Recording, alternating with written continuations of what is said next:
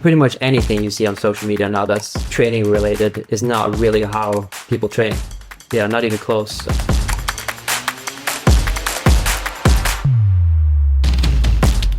Hey y'all, welcome back to The Struggle. It's me, Ryan. I'm your host, and I am so psyched that you're here. I'm just so psyched that you've been supporting me in this show. We're like a couple years going now, 3 years, 2 years, 8 years, I don't know. I'm losing time down here in the podcast/utility closet, but you, dear listener, are the one who's making it all happen for me. So thank you so much. I'm having the time of my life. I'm feeling better. I was sick last week. The cold that I had turned into a flu. And that, I don't think colds turn into flus. I thought it was a cold, and then it ended up being the flu. Anyway, I was on my butt for a while, but it was probably a much needed deload week, and now I'm feeling healthy and strong and snappy, and I'm going to get outside rock climbing because, well, it was like very, very cold and icy and gross here in Kentucky for a couple of weeks. Now it is beautiful and sunny, and gosh, everything feels better when it's sunny, doesn't it? I digress. You know what's really sunny right here in the podcast/utility closet? This episode with the one and only Mag Mitt. So this conversation we recorded some time ago. I want to say it was probably in the fall of 2024. And I connected with him to talk about some very specific topics that I had in mind, some of which you may have seen if you're over on the YouTube channel, over on the Struggle YouTube, because we created some videos around some of these topics. So like the first thing we talk about is his time climbing with PewDiePie. He did a couple videos with Pew, and I just found them really, really interesting because PewDiePie Felix is actually like legitimately a really good climber, like as amateur kind of everyday climbers go. He's a stronger boulderer than me, and he's only been doing it for 2 years. So I connected with Magnus because I was like, hey, what's the code here? What can I learn from this as an average climber? And so we made a video around that, but then we didn't air all of it. And we hit some other topics, and we didn't air many of those. They may air at some point in time on the YouTube channel. But as I was listening back on this interview, I was like, man, there's some like really good stuff in here. So like after the Pew stuff, which again, I found really interesting as an average climber myself, we talk about tips and tricks that he learned from Ondra. We dig into like his business side of things, which I find really fascinating, how he's built this YouTube empire and a clothing brand and so much more. And then, oh my gosh, we kind of geek out over training for a little while. And Magnus shares this like totally heinous training plan that he's on for himself. Like his training, a single day that he's doing is like a week of my training, and how he's handling that is beyond me. But I found that really interesting. Anyway, I won't go into all of it because you're about to dig into all of it right now, but I'm happy to be sharing this with you. I'm happy that you're here. If you're a patron or an Apple subscriber, you get a banger bonus episode with Magnus where we talk about some really cool things. I'll tell you about that on the back end here, but some stuff with Alex Honnold, of course. You know, we love our Magnus Honnold stories and so much more. So I'll get into that in a little bit here. And then just one little reminder that I will toss your way. In 2 days, the next episode of my series on YouTube, where I go out and spend a day with a past guest of the show, is airing. This time, I am struggling with Tom Randall. If you haven't seen the first episode, I struggled with Alex Honnold. This next one is with Tom Randall, and we've got more coming, one a month for the rest of the year here. And Tom and I met up in Moab, and he got me into all sorts of trouble. I'm probably going to get into all sorts of trouble online, too, from the safety police, because we run it a little fast and loose out there in Moab. It was totally safe, but for those who are like watching from the outside, they're going to be like, what were you doing? And at the time, I was like, what are we doing? But then it ended up all coming together in a really fun and crazy way, and I learned a lot and just had so much fun with one of the best in the game. So swing over to the YouTube channel and subscribe and keep an eye out for that video in a couple days. And until then, let's just kick things off here with one of the coolest climbers and content creators in the world, Magnus Midtbø.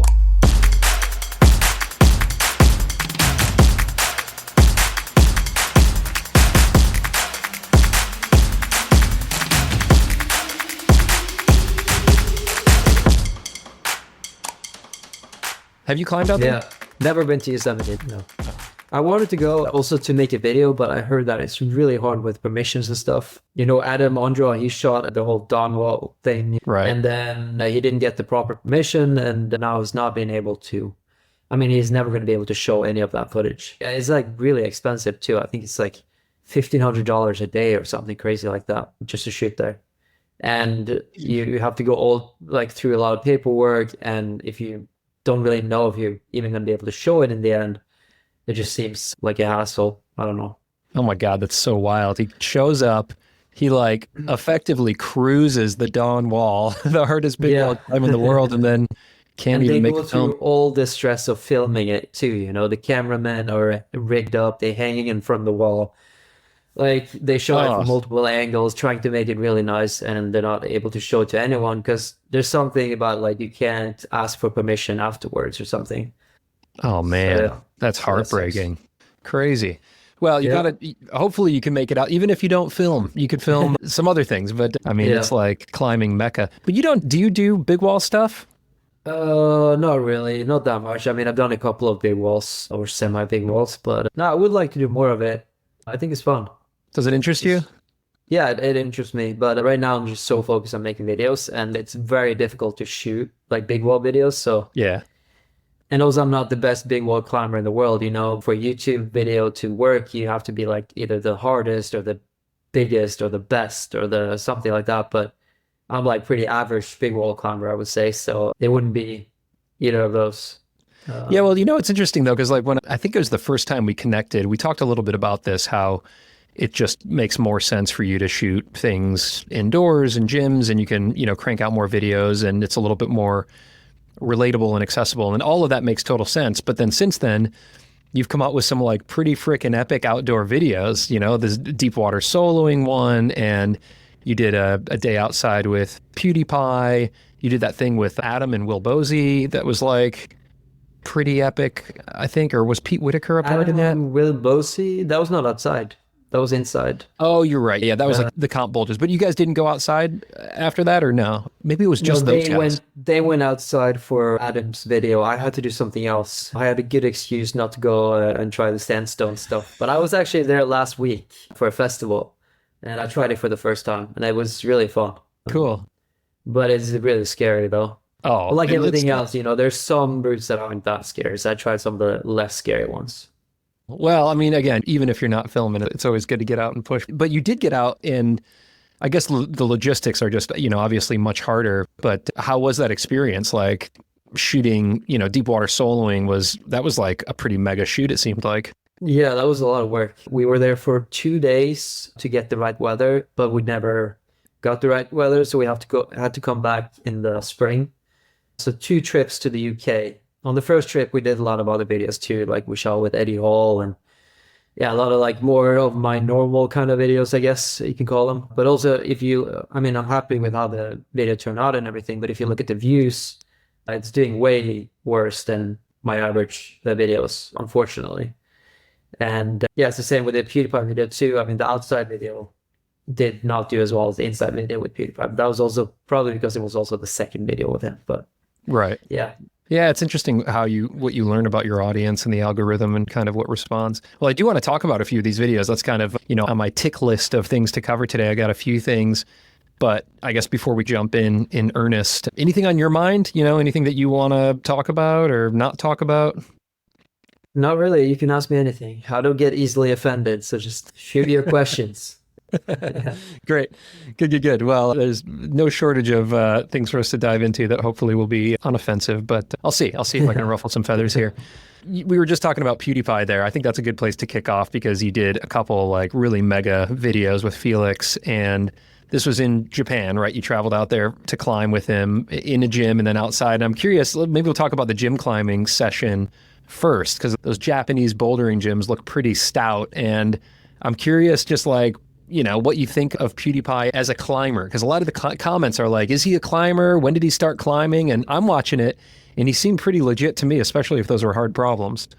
Yeah, I mean, a lot of people would call him a proper climber because he doesn't climb outside. But we fixed that because we took him outside once, so I guess now he is a proper climber. Right. But I didn't know. I would say he's a proper climber. He cares a lot about climbing. He really cares. That's like his main thing right now. It seems like he's obsessed with it, like we all are, I guess. So no, I would say that he's a proper climber. He's also better than I thought he would. Yeah, he moves really well. He's strong physically. And I think he's going to improve a lot the next years because he spends a lot of time bouldering. We also tried to get him to leaf climb or for a future collab, but it seemed like he was not really open to that idea. You know, he found his thing with bouldering, and he seems like he just wants to get as good as possible with that. And I told him it's the same way for me with video games, because I don't play a lot of games. But when I find something that I really like, I stick to that. I don't want to try multiple games. Like, I remember when I was young, all my friends, they would just try different things, and when they would get tired of one game, but I would not get tired of a game. I would just want to try to become as good as possible at that one game. And he said it's the same thing for him in climbing. He's found bouldering now, and he doesn't want to be distracted with all the other kinds of climbing. He just wants to focus on bouldering. Yeah, I think that's a competitor's mindset trait. Like you've got, you know, like where it's like, I need to beat this game. I need to do this thing. I don't really have that, as, you know, more of a jack of all trades, master of none, kind of a amateur in most of the things that I do. I'm okay dabbling, but I do see that when I talk to people like you or Adam or Alex Megos, where there's almost an obsessive level of wanting to get great at something and drill down on something. And of course, you know, PewDiePie is an incredible content creator. For a few years, he was the top YouTuber, right? Like #1 on the entire platform. So he's attained a very high level of success in that. It doesn't surprise me that he now wants to, you know, really get great at climbing, if that's what he's psyched on. Yeah, he's now retired, quotation mark, from YouTube. He still uploads, but he's not that focused on it. But yeah, I think he was the first person to reach 100 million subscribers. Yeah, so he's definitely one of the biggest creators. Well, let's talk about his climbing for a second here, because you spent some time with him in that gym, and I think he'd only been climbing for like 2 years, maybe? Is that right? Yeah, something like that, yeah. So, you know, it looked to me at least, and you spent some time with him, but you guys were working on some hard stuff, V4s, V5s, and that's, at least in that gym, seemed like maybe the grades were even harder than what they said they were. So you said he was a strong climber. I'm curious, like, what were his strengths that you observed? Yeah, so first of all, the Japanese gym gradings, I mean, it's not like other gyms, is really hard for the grade. So I would say that the boulders that he tried or that he did, he's capable of doing like V6, V7 at a normal gym, I think. But yeah, no, I think he's gotten really strong, and I have a few friends who are like him, who started later and they got really strong really quick. Yeah, it seemed like for essentially climbing less than 2 years, he's basically climbing at the same boulder grade, or maybe even harder than I am. So I'm curious, like, you know, what your takeaways are when you see somebody who's that strong, that fast at climbing. What's that going to mean for him, do you think, going forward? I think I said this to him too off cam. I think that the thing you should be careful of is injuries. I know a lot of people who started late and they get really psyched and they train really hard and they get super strong and they only do bouldering and not any other type of climbing. Most of those guys get injured. Most of the people I know, at least. So I think that's the main thing that he should be careful of. And that is also why I think it would be good to do a little bit of sport climbing, auto belaying, whatever he wants, like even top roping. If he's afraid of heights, I'm not sure if he is, but I don't think he would admit it if he was. Well, it did seem, because you guys went outdoors after you did the indoor gym sesh, and I think it was like maybe a V0 or a V1, although it looked hard. And anytime I go outdoors, the outdoor grades always seem harder than when I'm at the gym anyway. But it seemed like, I don't know if one would consider it a high ball, but it was a pretty friggin' high boulder that you guys got on. It topped out on some like grass and some moss. I mean, it looked pretty sketchy, but he ended up doing it. Yeah, no, that was very impressive. It had like a high heel look or something. Yeah.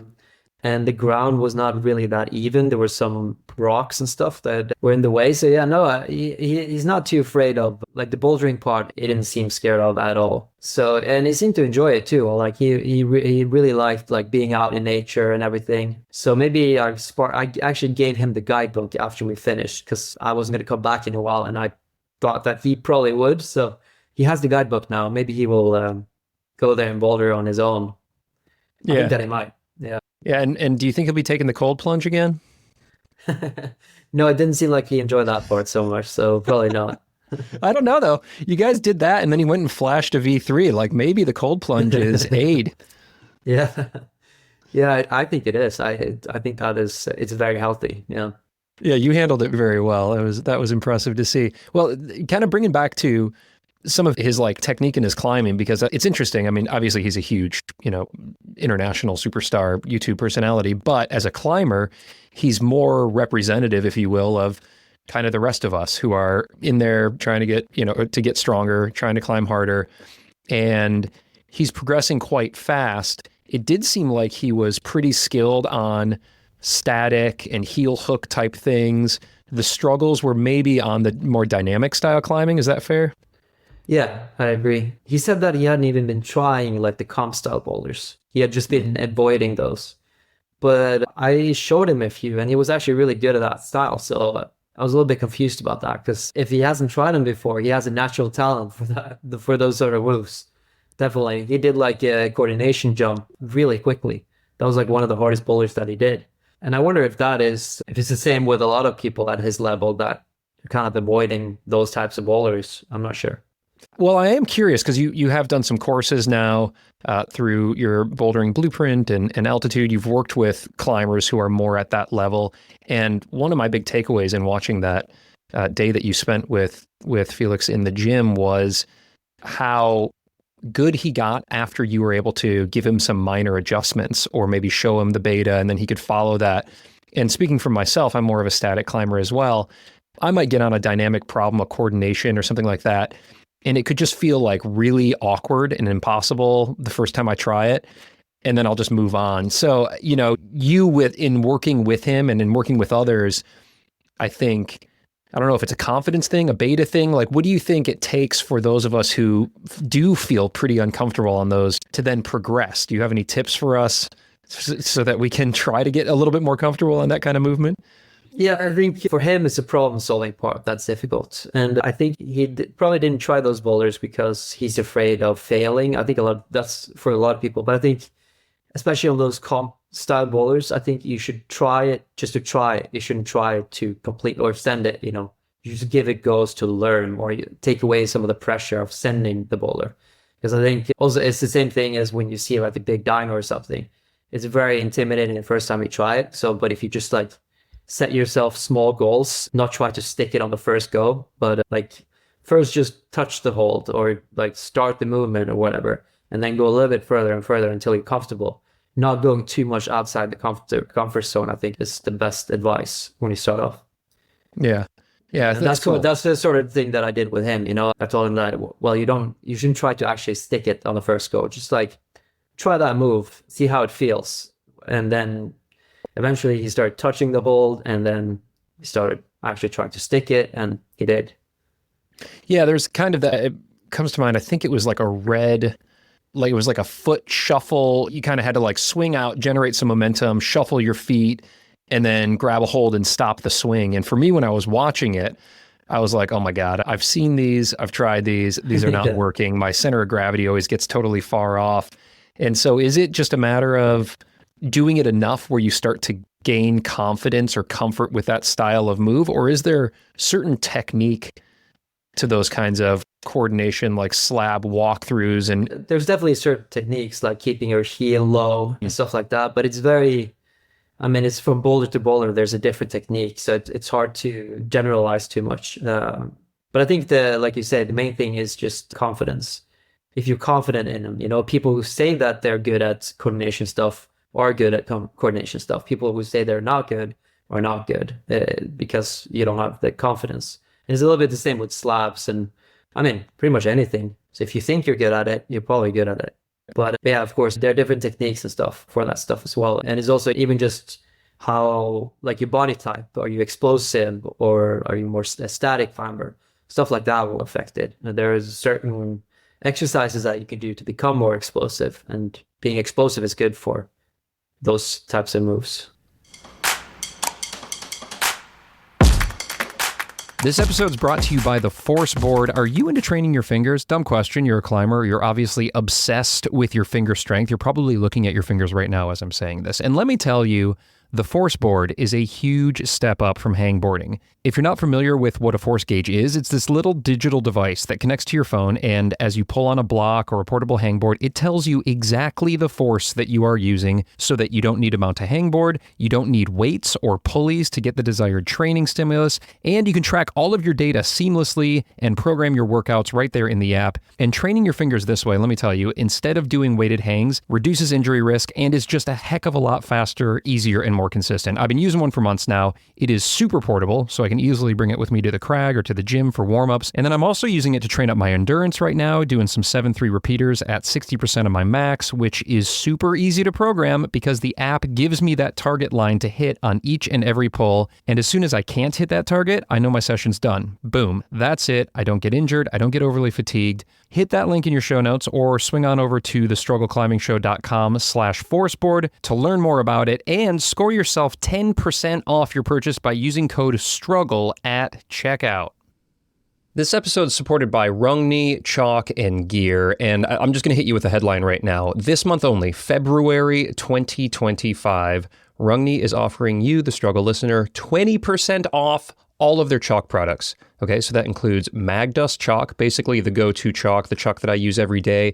I love it. I use it indoors and out. They also have Magdust Super Dry, which is like super finely powdered. If you're the type of climber who has a little bit more of a sweaty hand, Magdust Super Dry is going to be the chalk for you. They also have Mag Juice. Oh, you know how I love the Mag Juice over here. That's their liquid chalk. I always hit my hands with a base layer of that. It's a big bottle. It lasts a really long time. You don't need a lot of the liquid chalk. I just put it on once per session, basically. 20% off all of their chalk products in February only using code STRUGGLE20. So I'm going to put that link down in the show notes. If you use the regular code STRUGGLE, you're still going to get 15% off everything store-wide. So if you want to pick up a pair of pants, like the harness pants, I love them so much. I've got them in every color. Great. Use code STRUGGLE. That's going to score you 15% off. But if you're looking to stock up on chalk for the spring season, now's the time. Get 20% off using code STRUGGLE20 only this month. Let's go. What about the long fingernails? Because this was something that blew my mind on this video, was like your fingernails were scratching and he kind of noticed that like your fingernails were a little longer. And you said that Adam Ondra told you that it was better to have longer fingernails or something. This is kind of like counter to what I was thinking. Explain this long fingernail beta. I had a video with him. I forget what the title of the video is, but we climbed inside his bouldering gym that he owns in Brno in Czech. Yes. And I looked at his nails and he has pretty long nails. And he explained that he feels like the tip is a little bit softer. It bends more if you don't have the fingernail. And also the fingernail helps you on crimps. Like it gives you extra friction because you kind of scrape into the climbing hold. And it makes a nasty sound, but he said that it helps him. And after that, I've tried to keep my fingernails a little bit longer for every time I have to like actually perform. It's something that I've thought about. And I remember even when I competed myself, I thought about that, the same stuff. Like for some weird way, I would feel like I crimped harder if I had long fingernails. But then I stopped doing that because I thought it was just like an intrusive thought. Like there wasn't any logic behind it. But then when he said the same thing, I was like, oh man, maybe there was actually something to that. Dude, I mean, it makes my teeth hurt thinking about like fingernails scratching on these things. I'm going to try it just because like, why not experiment? But like, are you afraid you're going to like bend your fingernail off? Yeah, that can happen. That you can kind of, it can hurt a little bit. You can also get a lot of chalk underneath the fingernails and stuff. So yeah, it can be a little bit painful, and also for the ears. So, but if you don't mind that, I think that it's worth giving it a try. Yeah. Oh my God, dude. It makes a minor difference though. So it's not like I would recommend this to like anyone out there, you know.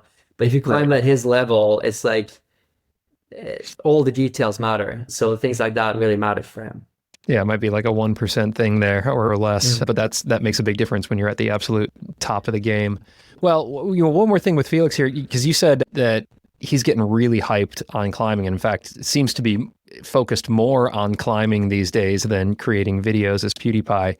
Is there any fear out of the Mag Mitt side of YouTube creators that Pew is going to come in and like launch a climbing channel?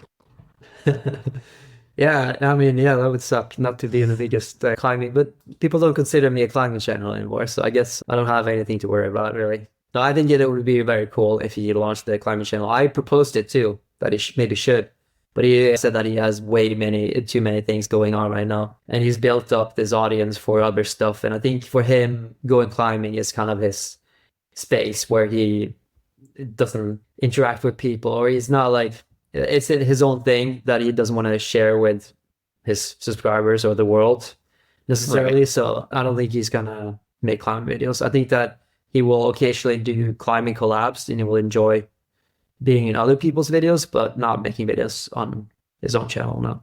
Yeah. He said Yeah, once a year though. Once a year. He would do like a progression video once a year. Oh, that's smart. That'll be Yeah. really cool to follow, actually, because he's, I mean, again, for climbing a couple of years, I've been climbing for 15 years and I'm like, V5. So this guy's going to be crushing V double digits in a few years if he keeps going at the rate he's going. Well, it'll be cool to follow along. I'll be excited to see that. And yeah, one has to kind of be careful when they turn their hobbies into jobs or they turn their passions into jobs, you kind of got to be careful because then it no longer becomes an outlet. And you've got a lot of jobs, you've got a lot of passions. You got your gym, clothing, courses that you're doing, obviously all this awesome stuff. You've launched another channel that's climbing, specific and vlog style. You've got no shortage of things that are keeping you busy. I want to talk about that for a second. Like, what are you most hyped on right now in all the professional things that you got cooking? Oh, there's just so many things. I mean, on a side note, I'm actually trying to get rid of things to do. There was a period of my life where I just said yes to a lot of things. When I was a professional climber, I didn't get a lot of opportunities because I was never like the best. So I would always be writing emails to sponsors and asking if they want to sponsor me, and everyone would turn me down. Most people wouldn't even reply. So when like the YouTube channel started taking off and I got all these people contacting me about really cool stuff, I just said yes to everything. And now at this point, I'm just like, I have a little bit too many things going on. I'm trying to get rid of things and I'm saying no to basically everything. But I think the main thing that I really love the second channel, just the fact that I have two channels, because it means I can upload more like the stuff that I used to upload and not have like a good video idea necessarily or a thumbnail and title, but I just upload like a normal gym session. I feel like that's pretty much how this whole channel started. So kind of going back to that, and it's also a different way of interacting with my audience because on the main channel now I always have like a guest. So I'll ask the guest questions, but on the second channel, it feels like when I'm just in the gym with my camera, I'm talking to the viewer, and I miss that. And I think also the people who now watch the second channel have missed that as well. So that Yeah. I'm really excited about. And I'm also really excited about my clothing brand, Omina, that it's doing really well now. And also just the compliments. When I see people wearing my clothes at the gym, and even when I go abroad, no one knows that I'm going to go to that gym, and I see like chalk bags and mag dust and even people wearing me like the harness pants, I get really excited.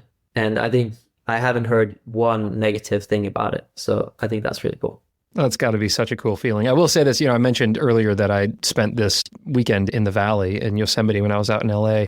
And I just went up there. I had no plan. I had no place to stay. I ended up just bivvying out behind Camp 4 in a hammock and a sleeping bag that I borrowed. And so for 48 hours straight, I was in the harness pants. And I'm telling you, dude, they looked as good on hour 48 after I had been bouldered. I did a multi-pitch on the manure pile. I was hiking.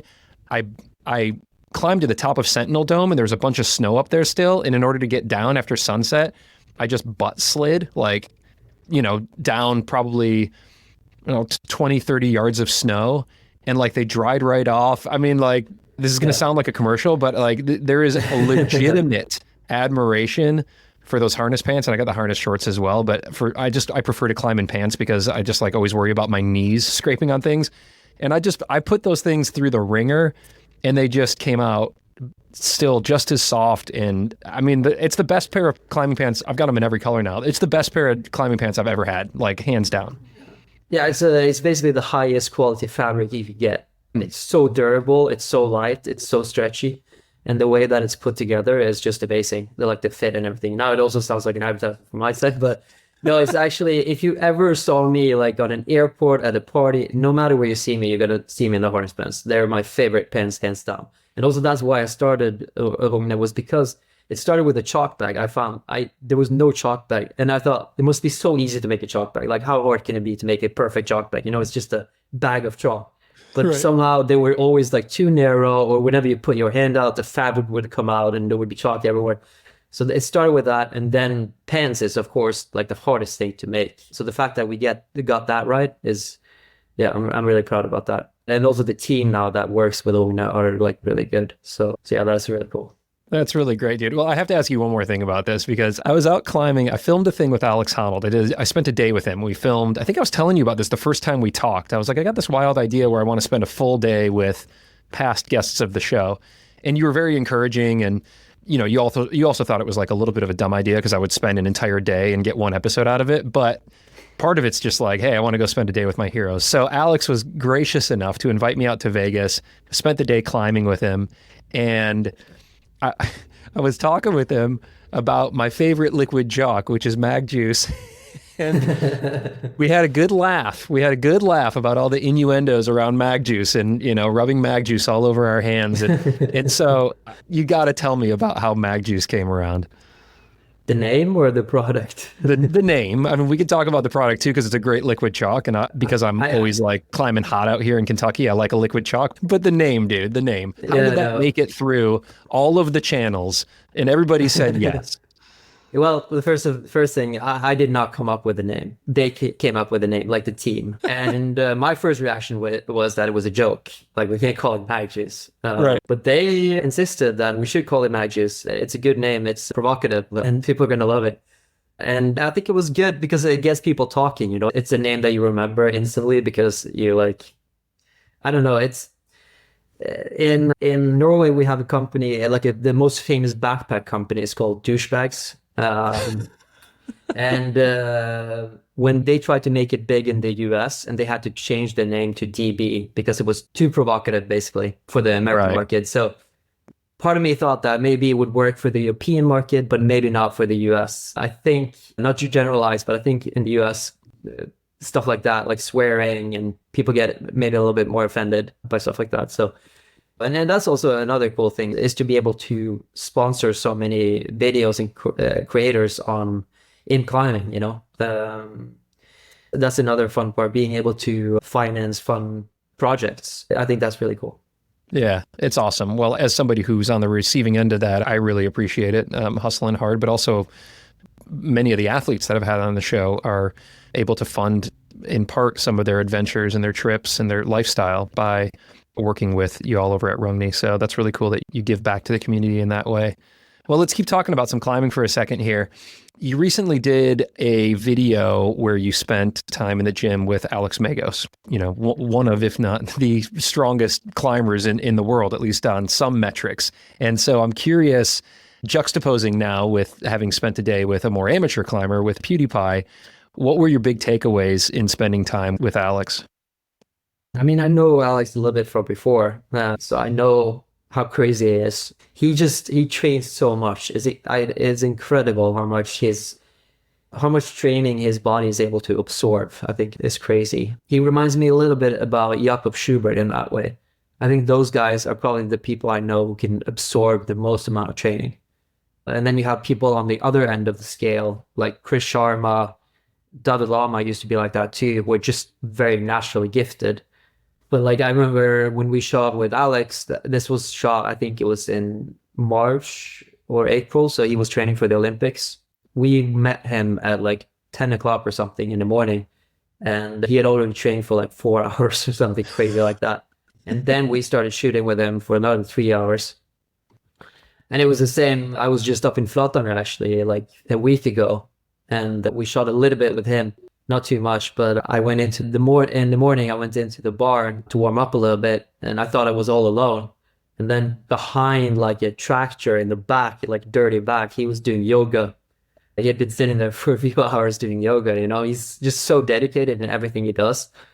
And yeah, he's obviously like really strong. He might be like the strongest when it comes to like finger strength. He might be the strongest guy in the world. So It's an incredible work ethic. I remember asking him like what was his idea of a rest day, and he was like, well, maybe run 10 miles and do some campus boarding. I'm like, that's a Alex Megos rest day. That's a little bit different than the rest of us.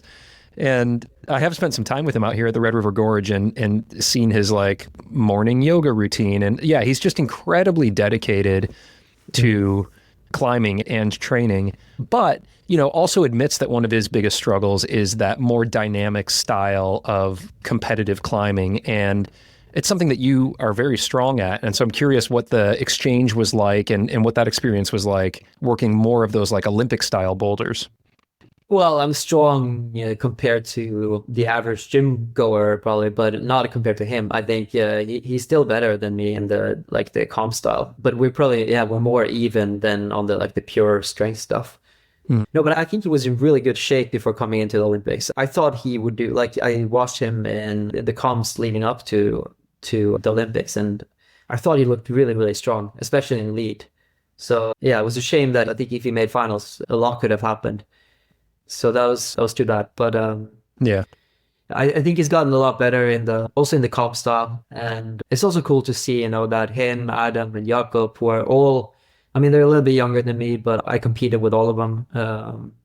And they're just a couple of years younger than me, but they're all going strong, Sometimes they even take the whole podium. That is cool to see. I think, and that's also my experience, that age is not really that limiting in climbing. The reason that I retired was because I wasn't that excited anymore. It was not really physical for me at all. And it always makes me think that Alex Megos is a little bit right. Maybe rest days are overrated, Maybe it's just like we say we need rest days more of as an excuse, but in reality, you don't really need any rest days. I think that is very individual because I have tried not doing any rest days, and I feel like my climbing just gets so bad that it doesn't even, there's no point of training. For me, it's better to rest enough and do those really high quality sessions. But I think, it's very individual how people train. I'm also wondering if in the future climbing will be more like everyone will train more similar. Like in other sports, I have the impression that people do pretty much the same type of, there are different philosophies and stuff, but I feel like they all train pretty similar. I think in climbing it's very different. But then again, you have so many different body types too in climbing. Some people are, that is a big difference from when I competed. When I competed, most guys were pretty small. But now you see also really tall guys compete and do really well. There's the French guy who's 6'4" or 5 or something, and he made finals in lead, which is really impressive. So I think it's really cool that there are a lot of different body types now in climbing. This episode is supported by PhysiVantage Nutrition, and I've been using PhysiVantage since long before there was ever even a podcast. I've been a paying customer for many years now. It tastes the best, and it does the best for me and supporting my goals in my training, my recovery, and my performance. As a rock climber, I'm sure you all are familiar with their products. Their athlete team is crazy, from Alex Megos to Jonathan Siegrist, Amity Worm to Daniel Woods, and so many other crushers out there are using PhysiVantage regularly. And that's because it works. I use their supercharged collagen every day before I train my fingers or I go climbing. I use their vegan PowerPlex protein, which tastes incredible. The chocolate flavored protein that PhysiVantage makes is just crazy. That's like my sweet treat that I have at the end of every day. I'll either mix it up with some water or milk, or I'll mix a scoop in with my plain Greek yogurt, and it tastes like chocolate pudding. It is so, so good. And then recently, because I've been trying to build up that endurance for my long, pumpy climbs out here at the Red, I've been using a lot of their Sendurex, which is like a beetroot extract. It's highly concentrated. It is science-backed to help support the endurance system. And I'm feeling like I'm climbing longer and harder and also recovering faster when I'm using PhysiVantage products. So I think you're going to love it too. If you haven't tried it, you can get 15% off your order over at PhysiVantage.com using code STRUGGLE15. If you're looking to level up your training, your recovery, and your performance, I have really felt the difference using this stuff for the past few years.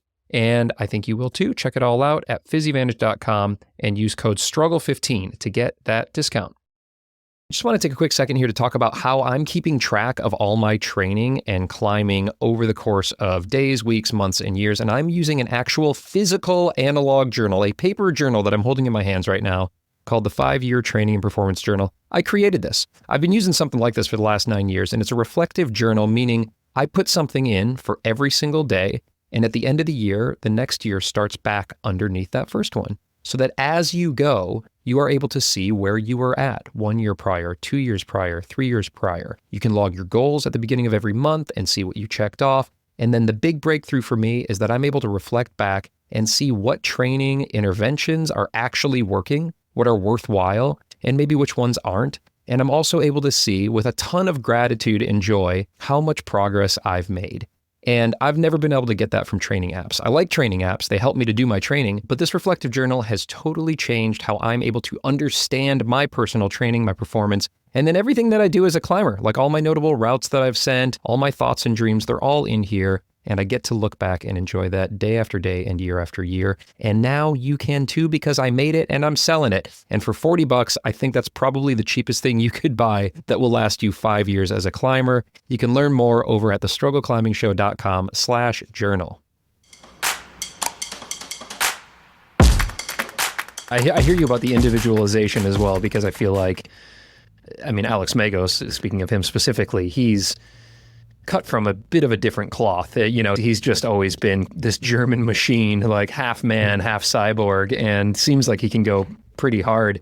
I'm curious how strong his fingers are, because it looked like you guys were hanging out by the Beastmaker there, and he was just kind of like chilling on like the small edge, and that was wild to me. This was after like 4 or 5 hours already of training and climbing. Yeah, and with like taped up fingers and everything. Right. Yeah, no, I couldn't hang off of that ledge at all, and he was just chilling. And he's strong in crimp, but he's also very strong in open hand. He's basically raced up in Frankenjura, so he's really good in open hand. I think that's probably the main difference in finger strength is whenever we do open hand stuff, hanging from like shallow one finger monos and stuff. He's just so good. Yeah, it's wild. Yeah. It's crazy to see him climb those like action direct and some of those like did you see now he did change in like 5 days? So I wanted to ask you about this. Like, you were in Flatinger when he did this, because when I talked to him, I was like, "What's your anti-style?" He said, "Well, like Flatinger, knee pads, any of that." And then he goes up there and climbs one of the hardest routes in the world in like a few days. Yeah, that's good. He tried it when I was there. I think he did it like 2 days later or something. He tried it. He looked really good on it. He said that the crux, the quarter thing, that's really famous. He had no problem with that. So he just focused on the upper part. But people basically, they do it very differently than Adam now, because they use knee pads in a very different way. But still, no one's been able to do it that not even close to that quick. So I think he's in really great shape right now. I think that he probably has that Olympic shape, still. Or maybe he was maybe he was still a little bit tired during the Olympics, and he's now all of a sudden like in his best shape. It's hard sometimes to time the peak, Right. So maybe he has the peak is happening right now. Maybe he's gonna do big in silence and everything, he's still up there. So oh my gosh, dude. It's crazy to think, because his talent, his endurance, his power on kind of the more classic climbs that you would get in France or Spain, to translate that to the cave, if he's able to master some more of that like 3D climbing, it almost just like blows open all sorts of possibilities. And again, he said like that's just not his strength. And I think when he sent change, he did also clarify like, hey, Adam didn't use a knee pad, I did. And so I think he was, very quick to say, hey, we climbed it in different styles, because style is very important, I think, to Alex in particular. But he said, it's too hard for me to try and think about climbing in 2 knee pads. I have to take one off. They're way too uncomfortable. But maybe as he starts to become a little bit more acclimated with that, we could see him on some of those bigger routes that Adam and Jakob in particular, and Stefano's up there, I think, making some pretty good work on silence as well. Do you think we're going to see some breakthroughs up on those hardest routes in Flatinger? Yeah, I think so. I didn't really realize how big of a deal knee pads were until I was just there now. I see everyone's using 2 knee pads, and they have like really good modern knee pads, and they all glue them to their knees. They have this spray that they put on the knee to make them stick better. So it's just a very different way of climbing. I don't really like it, not because it's cheating or anything. for me, it takes a little bit of the joy out of climbing because I like the flow. You know, I like to run up a route, do it really quickly. When you climb with a knee pad, you go like, it takes twice as long at least to climb a route. And you have all these like, just even figuring out the sequence takes so long. And I don't know, for me, it's not that enjoyable, but some of those routes are just, you can't climb them without a knee pad. So learning how to use a knee pad properly is like part of the game now. Especially in Flatanger. I mean, not all cracks are like that. You know, if you go to Frankenjura or somewhere, you're probably not gonna, and a knee pad is probably not gonna help you that much. But in Flatanger, how good you're at knee barring is probably more important than maybe even finger strength. I don't know. How interesting. It really is like a totally new or additional kind of superpower that one needs. I don't know if anybody does it better than Ondra. He's just become so talented in getting full knee bars where other people can't even slot him in at all. So you didn't use, because you put up some first ascents out there, was Odin's Eye, I think your route up there, like you were like the first to kind of bolt some of the hardest stuff in that cave, and you weren't using knee pads? Yeah, we didn't use knee pads at all. I mean, knee pads was a thing when we did both those routes, but I never used it. I agree with Alex. I think it's super uncomfortable. And for me, it kills like my pace of the route. It just slows me down, and I've never been able to climb well with it. So that's why I feel like I'm not in a position to hate on it, because I haven't felt like it's never helped me anyways. And it's almost like I've always preferred like bare skin against the rock, because then I could actually feel if it was sticking or not. But no, we didn't use any of those. And also, it's the same thing with a lot of the other hardest routes I've done now. You know, people use knee pads and they do them very differently. It's completely changed the beta. Like the last hard route I did was Thor's Hammer in Flatanger. Is the one I bolted, but I gave it away to Adam. I think it was in 2015 that I did it. And I didn't use any knee pads. And I think without any knee pads, it's probably 9A plus, but with knee pads, it's 9A. So I logged it on 8A as a 9A because I knew that other people would use a knee pad, even though I did. But for me, it felt like a 9A plus. Like I spent a lot of time on that, and it felt really hard. Were you knee barring without a pad, or you just weren't, you did the climb without any sort of knee bars? I was knee barring, but on the crux, you're able to knee bar. And that I didn't use at all, because you need a knee pad for that knee bar. Where you lean the knee more against the rock, and you need that extra friction of the rubber on the knee pad. So it's just, it's completely changed outdoor climbing, and I didn't realize how much. I think you should bump your personal grade up there to 9A plus, man. You did it without a knee pad. That's significantly harder. Give yourself the upgrade. I allow you the upgrade. You know, it's interesting. When I was talking to Adam on this show, he said that prior to knee pads, he would condition his skin and get these calluses, like when he was climbing these like tufas and that, so that he could still slot like a pretty hardcore knee bar, but that you would only get like 1 or 2 shots. Like if you didn't do it, you didn't send it, you weren't going to be able to do that again. And so knee pads have really allowed people to have more repetition on what was kind of originally something that you just kind of had to do.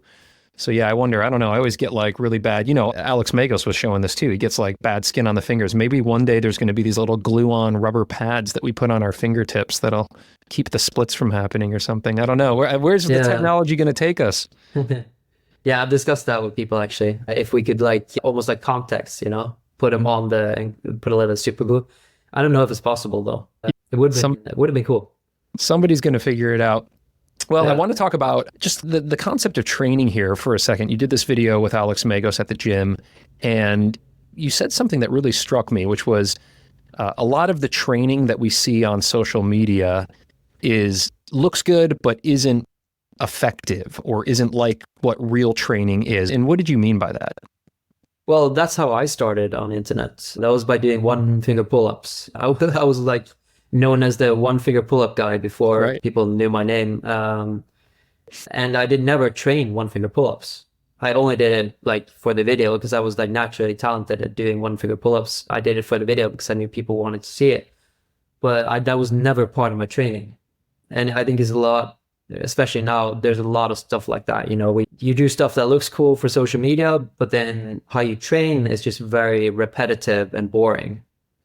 So it's just very different. And I think most people are aware of that people don't train like they do on Instagram, but I'm not sure if everyone knows.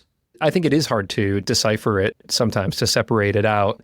because maybe you'll see a super strong climber or a pro or just like a really, accomplished amateur do something gnarly, like one arms or crazy front levers or something like that, and think like, okay, they're doing that in order to get better at their climbing. And aside from like the one finger pull-ups in a sling that that you are famous for and that are absolutely bonkers, what else stands out? Like when you see something, you're like, oh, that's more entertainment than actual applicable training. Well, it was the same with the one arm muscle up that I did. I had never tried it before, never really done it since. It really hurt my shoulder just trying it, but I did it because I knew that it was going to be a fun video. And same with like people do like muscle ups with soda cans on their head. And yeah, there's just so many different, pretty much anything you see on social media now that's training related is not really how people train. And yeah, not even close, I would say. But that's cool. Social media is supposed to be, it's entertainment. I think YouTube is way more real in that sense. I think it's more the short form content that is, I wouldn't say fake. It's not fake. It's not like they're faking anything, but it's more for entertainment, not really for educational purposes. Yeah, it's hard to get like a real educational concept across in 60 seconds or 90 seconds on like a reel.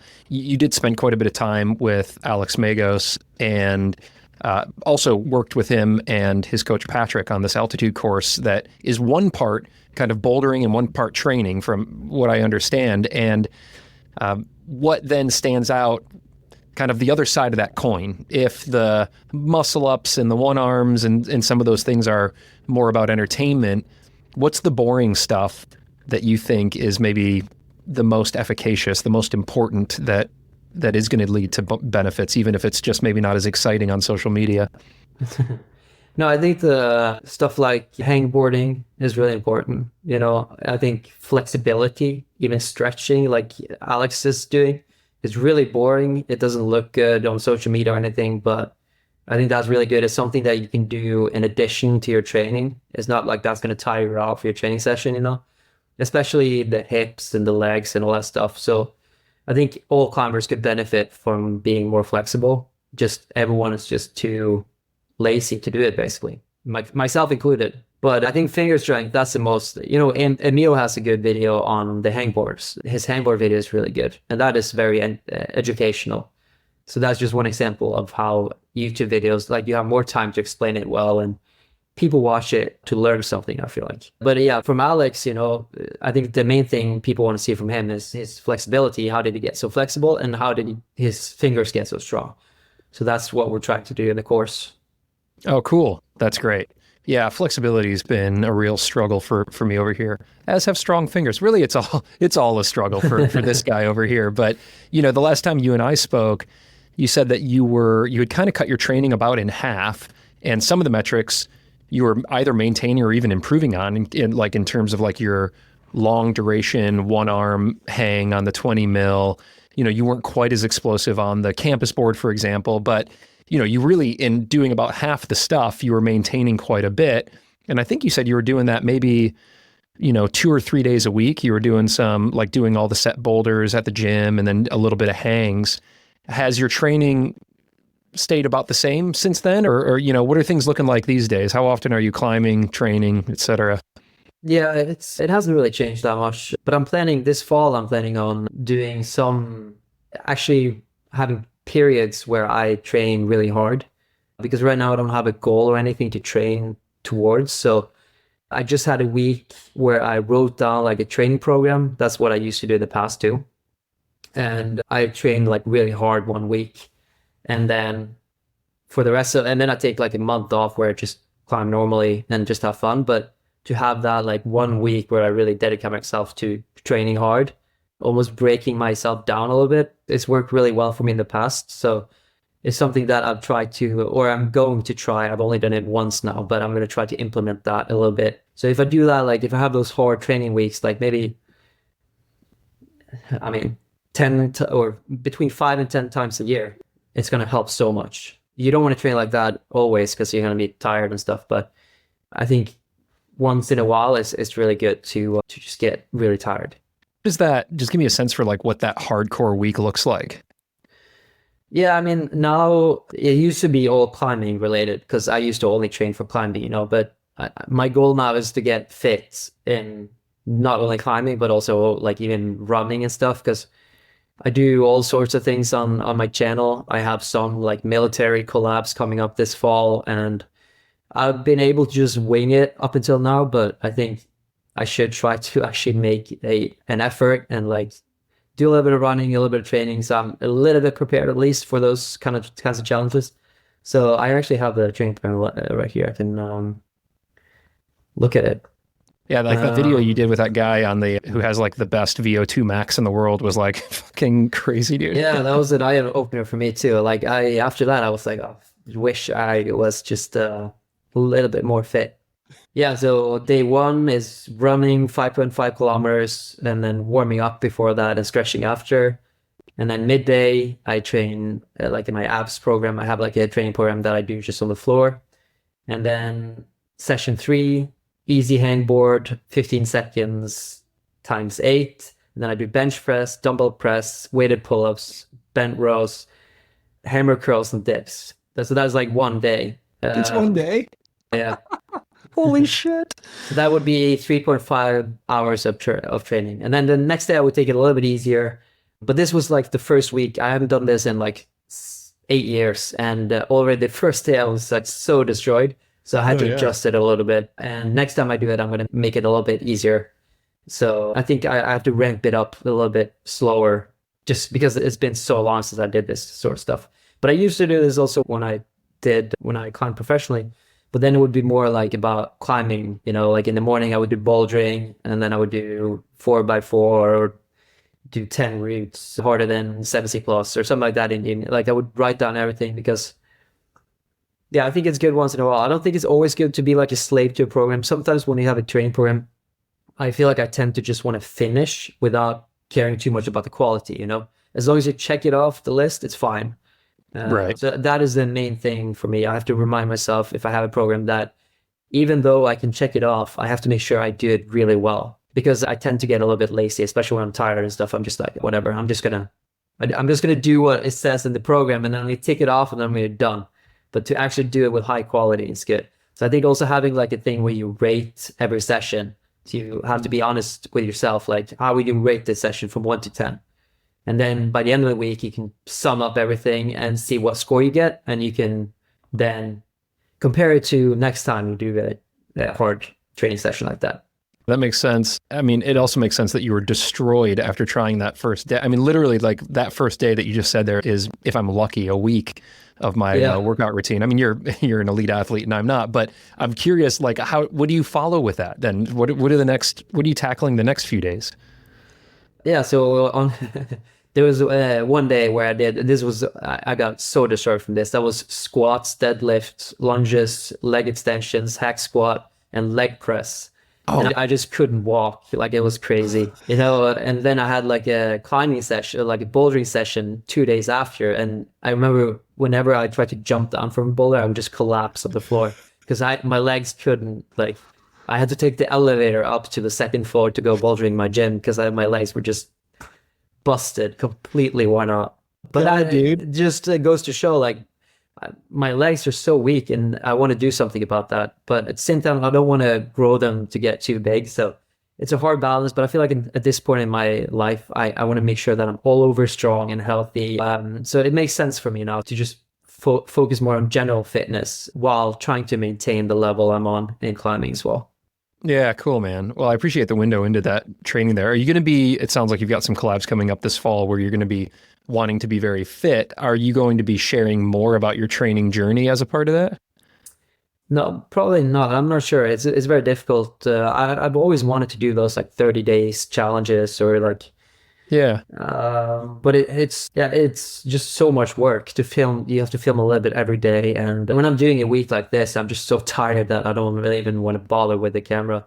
But I remember I shot this. It was one of the first like series I did on YouTube. I called it like Hell Week. That was before I figured out that you actually have to have like a good video title and thumbnail. But it's like way back in my library, so people can search for it if they want. But I did a Hell Week where I did this sort of stuff for 7 days and I filmed every day. So it was like one video every day. And on top of it, I like edited everything so that it came out like the next day, you know? So I first went and did all this stuff in the gym, went straight back home, and I shot everything myself too. And then I went straight back home and I edited everything, uploaded it for the next day. And then same next day, I did like whatever it said in the program. And Crazy. I shot it, edited it. So it was pretty much live. So that was crazy. You're taxing yourself physically, and then mentally, emotionally, you're also taxing yourself. Yeah, I did. And in retrospect, like, I don't understand why I didn't just like shoot everything and do it and then edit it afterwards. There was no need for it to be like live. Yeah, you could like sit at your computer for an entire week because you couldn't walk after what you put yourself through. Yeah. Oh, dude, that's great. Well, I appreciate the look inside your world there. I like that you've always just kind of used yourself as a bit of a guinea pig. Like, you know, you run these experiments and you see what happens. What still excites you about the collabs that you're doing and about creating these videos? Meeting people, I think, is the main thing, and going places, traveling. I still love traveling and getting like a glimpse into these different worlds of training, but also it's a little bit controversial, I guess, but I really like the military stuff that I've done as well. To me, it's like really exciting, just fun to visit those worlds that no one gets to visit, get a glimpse into what these guys do. And I also think that a lot of those guys, like the highest, like the most fit guys, they're like athletes who get no recognition, you know. They train like athletes and they're as fit as athletes, and they're much farther than athletes in many ways, because athletes, like, they have to sleep right, they have to eat right. They're like prima donnas in some way, but these guys sleep outside, they eat dirt, they don't sleep sometimes, you know. They're really hard and they don't get much recognition for it. So I think it's cool. So I do have a few collabs with not Norwegian, but other countries that I hope to do. I mean, I'm not 100% sure yet, but that's like one of the things that I train for now, is to do a little bit better maybe than I have done in the past, and not go straight from the couch to try the different tests. It's also very painful if you're not fit. You know, if you're a little bit fit, then yeah, it's a little bit easier to deal with. Try not to die out there, Magnus. The world needs you, buddy. Don't let these special forces guys throw you around too much. Jeez. Any plans for the States? I guess you already shot with Special Ops in San Diego, you know, a while back. Any other ideas or concepts bringing you out this way? Yeah, I think I'm hoping to go to the States very soon, maybe next month already. Just because it's so easy to do videos. I mean, it's so easy to get collabs and stuff. I have a lot of people that I know, and yeah, I have to start reaching out to people soon. It's always sort of a last minute thing with me. I'm terrible at planning things. So it's like the week before, 2 weeks, I'm like, hey, do you want to do a video, or do you want to shoot this or that? And yeah, I'm hoping also to reach out to Alex Honnold again, maybe do something with him. Less spicy maybe this time. You need to get him. The sequel to him taking you out on that solo is you taking him to do something in the Special Forces world. Oh, yeah. Wrestle him in some waves. He hates water. All right. So this is some beta for you, because I shot a thing with him. And at the end of the video, I got him to do an ice plunge, the first ice plunge he's ever done in his life. And he hated it. He was miserable. Like at first he wouldn't even get in. He finally got in, to his credit, but he was miserable. So if you can get him into some water, man, that's where you can get the upper hand on that guy. Oh, that's really fun. That's very good information. Yeah. Yeah, that would be cool. Yeah. Yeah. Well, I've been wondering what to do with him, you know. I don't think he wants to, and I agree that going into a climbing gym and just climbing is kind of boring. So it would be cool to do something else. Last time, before we did the free solo stuff, the initial idea was to go try like an 8C route that he had. I don't know if he had bolted it, but it was like in a cave somewhere close to where he lives. I don't know if he's done it now, maybe. I think that would be cool as well, but it would be fun to get him out of his comfort zone. Yeah, for sure. I look forward to see your video though of the ice bath, like the cold plunge. That would be cool to see. Yeah. Well, I'd love to get your feedback. Yeah, it's. I mean, the whole concept is struggling, and so we actually went out to the Clearlight Cave that he was talking about, where that 8C route is, and I was struggling on this 12A, and he was struggling on like a mid 13 or whatever. It was a hot day, and so we had some climbing, and we do this big swing and all that, and it was a really fun day. And then we ended it in this cold plunge. I mean, it was a dream day for me. I had to spend the whole day climbing with Alex Honnold. It was rad. But he's very much in his comfort zone there. So I would try to push him out of that a little bit and see what you could do. I mean, he also does like all these really epic endurance things. So like if you want to suffer, he could take you on one of those like really big traverse, run, climb things that he does where he's like known for those like 30-hour, epics and that kind of thing. But again, that's his comfort zone. So you got to find a way to push him out. Anything else that he's afraid of? Do you know?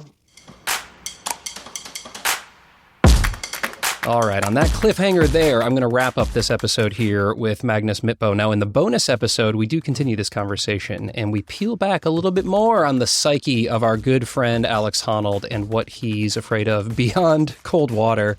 And I don't really know. I don't know how much it is, but we hazard some guesses on what Alex is afraid of, and then we go into a little bit more adventure talk around that, and then we touch on some other topics that I just found really, really fascinating. So for you Patreon and Apple subscriber members out there, we talk about whether Toby Roberts is the best in the world for what he's doing. We talk about how actually hard, Olympic style and IFSC style comp setting is. Magnus, in fact, feels it's way, way harder than people actually give it credit for, and why that is. Magnus goes on a bit of a rant about the Olympics. The dude is not a fan of the Olympics, and he shares kind of specifically why he's kind of upset with that whole model.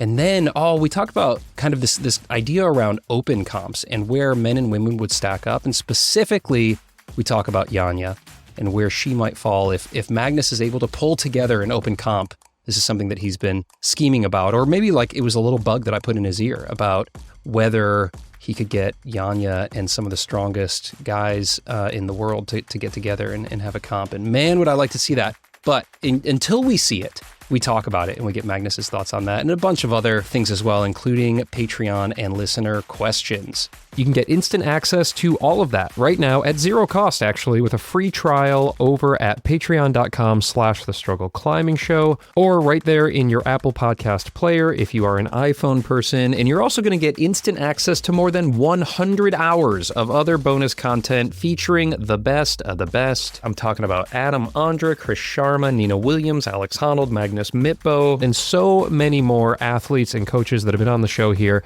Plus, pro clinics on stronger fingers with Dr. Tyler Nelson, advanced bouldering with Allison Vest, moonboard with Ravioli Biceps, performance hacks with Hazel Finley, and so many more. It's all there for just a few bucks a month, or actually zero cost right now with that free trial, so you can try it before you buy it. Although, honestly, your support as patrons and subscribers is really what helps to keep this thing going. So if you got a few bucks, I certainly would appreciate your help as I'm jamming away here in the podcast/utility closet. Thank you. I love you.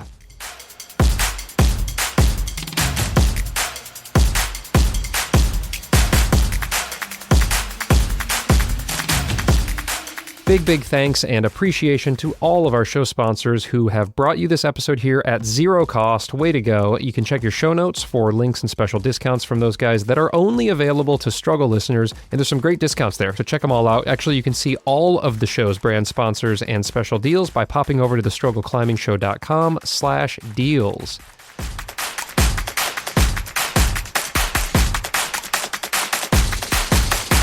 Hey, did you know that The Struggle is carbon neutral in partnership with the Honnold Foundation? Well, you do now, and it feels pretty good for me to write that check every month. They're doing such amazing work to bring clean energy to communities around the world. Y'all can get inspired and learn more about their amazing work over at honnoldfoundation.org, and toss them some love if you can. They're doing awesome stuff. And lastly, The Struggle is a proud member of the Plugtone Audio Collective, a diverse group of the best, most impactful podcasts in the outdoor industry. The show is produced and hosted by me, Ryan Devlin, and edited by the wonderful Glenn Walker.